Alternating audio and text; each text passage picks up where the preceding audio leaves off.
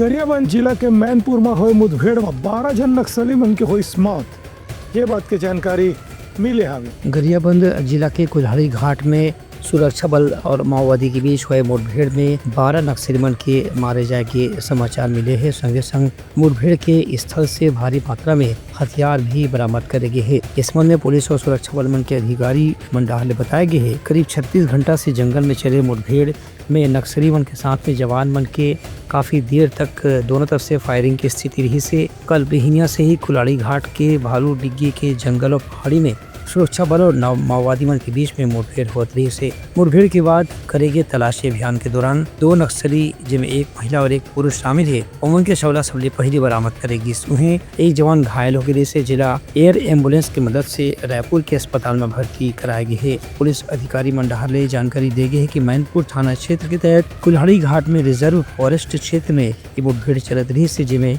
उड़ीसा के सुरक्षा बल के जवान मन भी शामिल रही है। उड़ीसा के पुलिस अधिकारी मन के कहना है कि माओवादी मन के जो मारे जाए की संख्या 12 करीब बताया गया है, उनमें बढ़ोतरी होने की भी आशंका है। Bureau report Uttarakhand news.